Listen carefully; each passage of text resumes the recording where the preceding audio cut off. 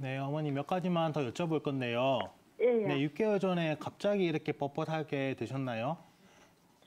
제가요, 갑상선 암이어갖고 15년 12월 30일 날 수술했거든요. 네, 그러니까 1년 반이 됐는데요. 네. 그런데 1년 지나고 나니까 아픈 것 같아요. 그리고 이것도 상관이 있는지 궁금하고요. 그러세요. 그리고 지금 하시는 일은 어떻게 되시나요? 주부예요. 아, 그냥 주부세요? 예. 네, 혹시 손에 힘이 빠지거나 아니면 감각이 이상하거나 아니면 추위에 민감하거나 이런 증상은 있으세요? 아, 그때 한 번요. 그때 가산순 암 수술한다고 날 잡아놨는데요.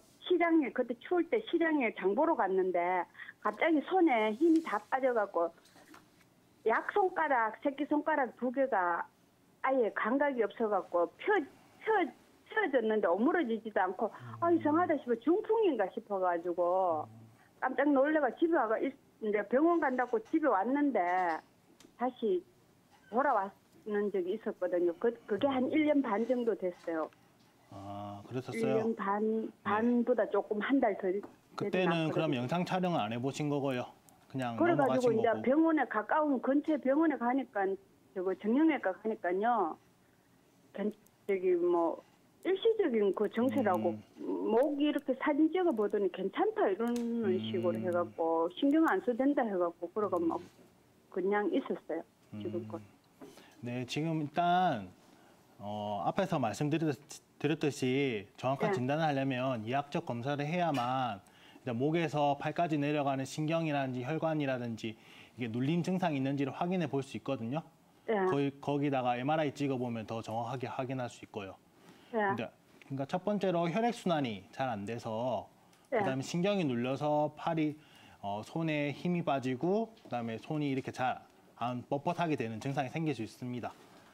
그리고 두 번째로는 이제 네. 관절염이라든지 이런 게 네. 지금 진행되는 상황에서 네. 관절이 뻣뻣하게 되고 그다음에 아침에도 힘이 빠지는 증상이 생길 수도 있고 그리고 한 가지 더 생각할 수 있는 것은 이제 어머니 나이를 고려했을 때 갱년기 이제 증상이 나타날 나이고 이제 노화가 어느 정도 진행될 시기에 더군다나 또 갑상선 암으로 수술까지 하셨기 때문에 거기에 대한 호르몬의 불균형 같은 걸로 인해서 손발 끝까지 이제 혈액순환이 잘 안 되는 이런 증상이 나타날 수 있는 거거든요. 네, 그런데 제가요, 이제 자다가 보면 바로 누워 잤는데 어느 잘때 깨서 보면은 모로 자고 있거든요. 근데 혈액순환이란 게, 네, 어머니 혈액순환이란 게 원래 이렇게 활동을 할 때는 저희가 움직이고 이렇게 할 때는 혈액순환이 잘 되는데 이렇게 가만히 누워 있을 때는 네, 혈액순환이 오히려 더 잘 안 돼서 혈액순환으로 인한 팔저림이라든지 이런 증상은 더 강하게 나타날 수가 있어요. 그래서 아침에 더 심하시다고 하시는 걸 보니까 혈액순환과 관련된 확률이 더 높고요.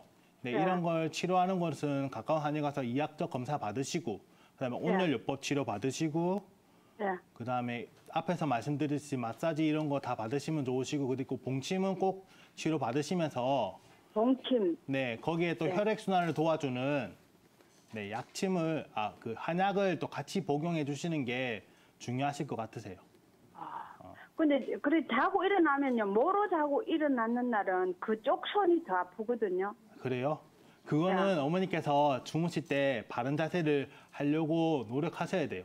이게 눌림이 생겨서 한쪽으로 기울다 보니까 눌림이 더 심해져가지고 혈액순환이 잘 안 되는데 눌림까지 겹쳐지니까 더 심하게 나타나는 것이거든요.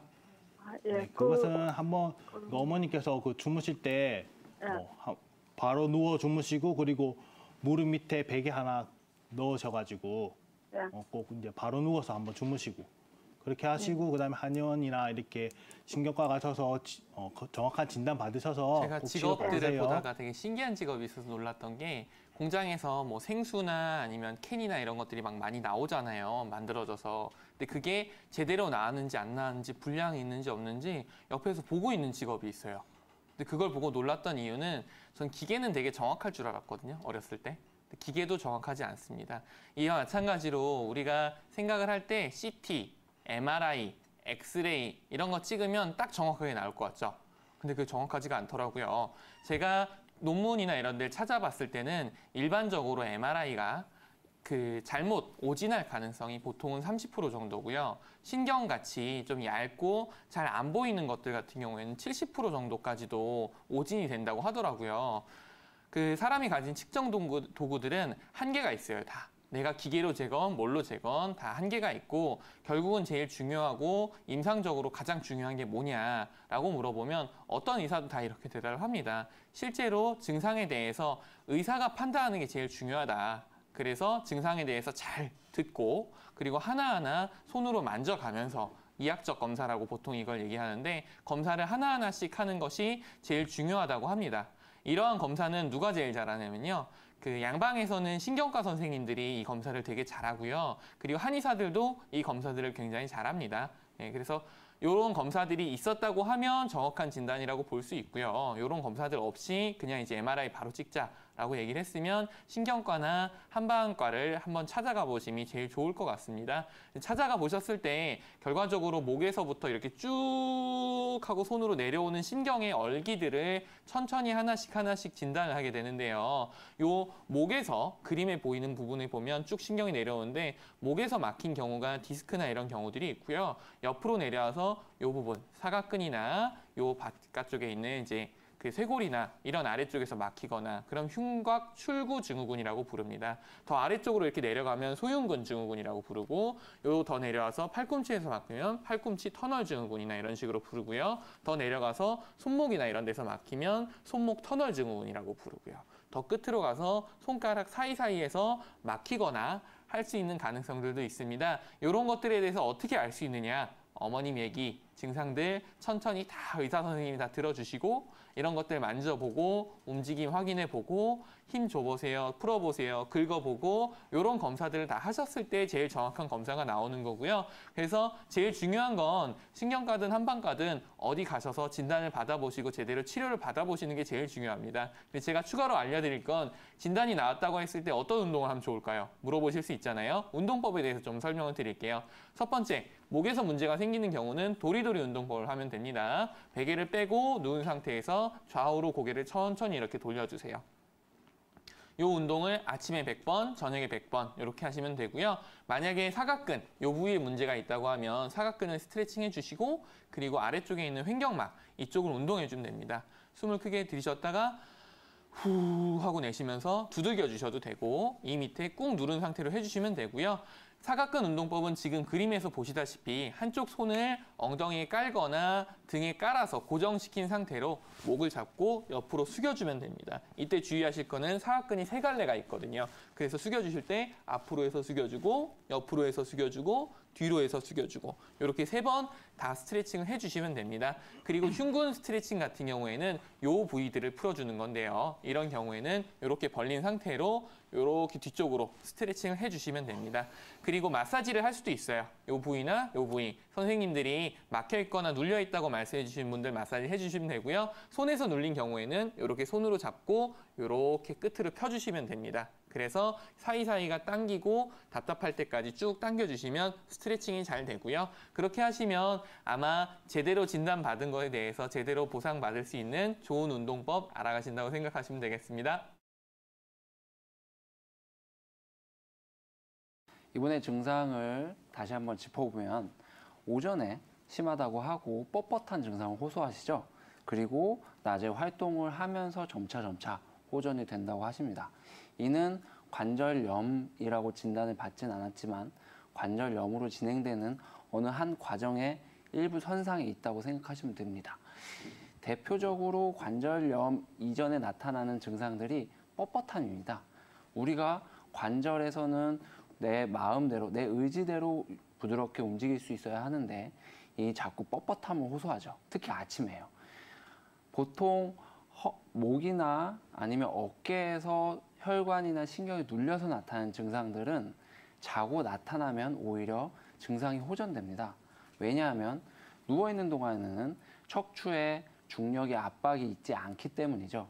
하지만 일어나셔서 오전에 활동을 하시다가 특히 걷다가 아니면 오랫동안 한 자세로 앉아 계시다가 이렇게 한 동작을 유지하거나 걸을 때 증상이 악화된다면 이는 목이나 어깨에서 지나가는 혈관이나 신경이 눌리는 경우라고 생각하시면 되는데요.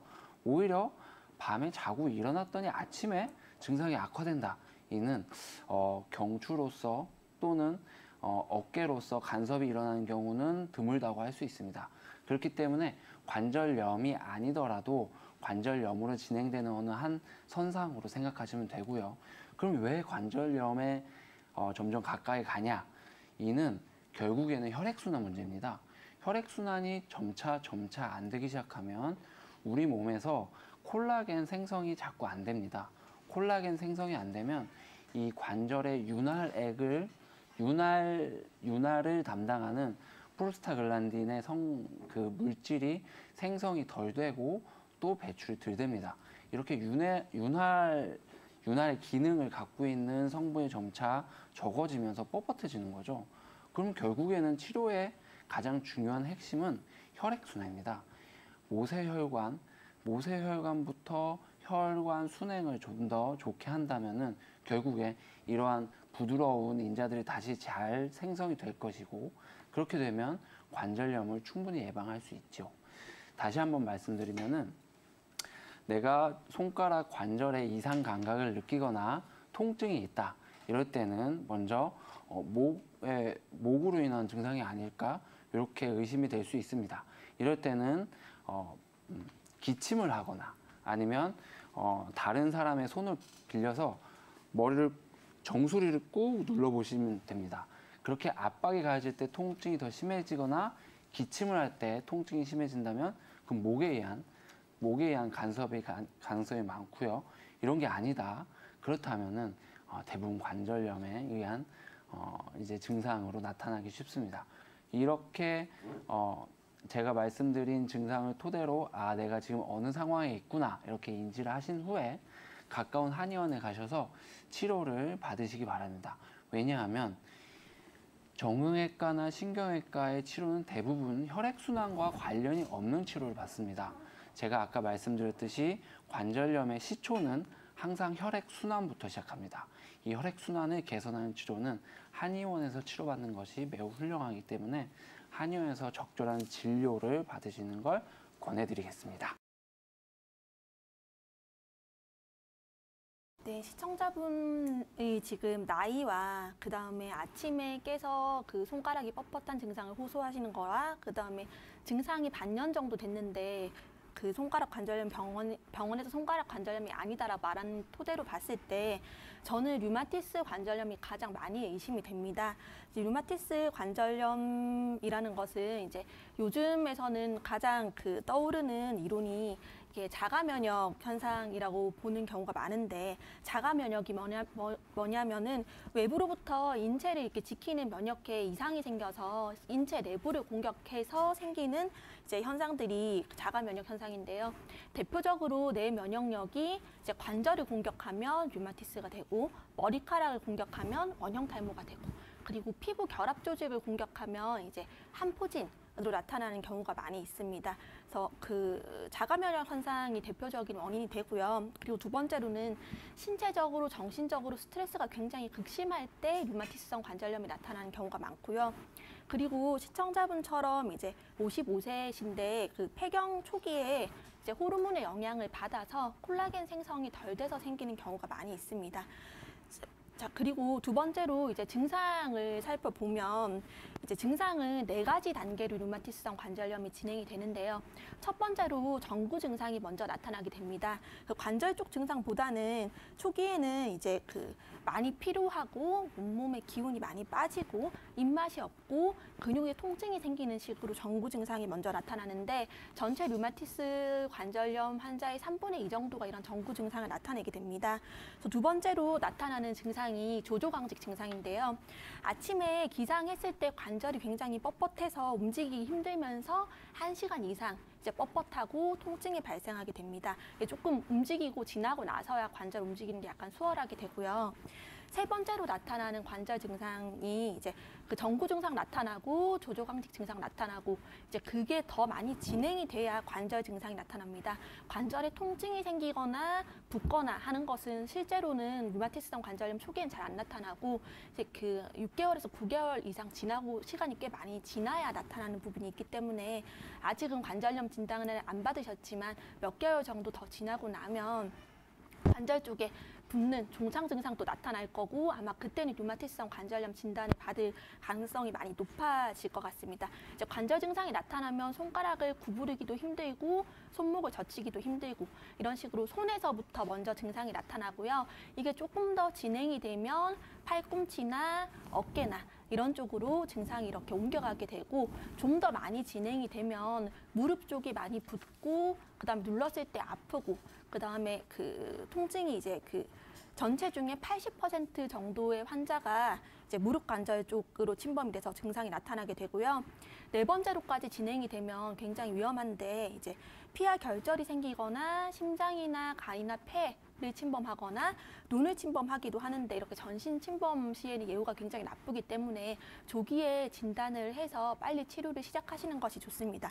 진단을 하는 방법은 사실 확진을 하는 검사 방법은 없고요. 초기에는 시청자분처럼 증상이 매우 애매모호해서 평균적으로 9개월 정도는 지나야 이렇게 진단이 이루어지는 경우가 많은데요. 어떨 때 내가 검사를 받아봐야 되느냐?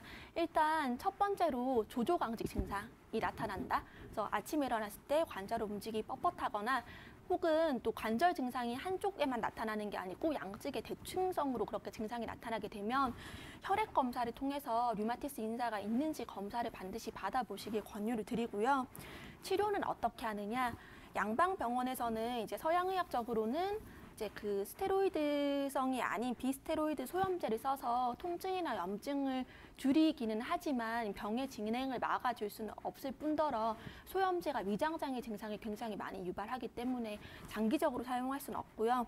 두 번째로 스테로이드를 쓰는데 스테로이드 같은 경우에는 강력하게 염증을 감소를 시키지만 이게 그 얼굴이 달덩이처럼 붓는다든지 중심성 비만이 온다든지 백내장이 온다든지 하는 부작용이 있기 때문에 장기간 쓰기는 이제 부담스러운 부분이 있습니다. 세 번째로 항류마티스성 약제가 있는데 이것은 병의 속도를 조금 늦춰줄 뿐더러 근본적으로 치료하기는 조금 힘든 부분이 있고요.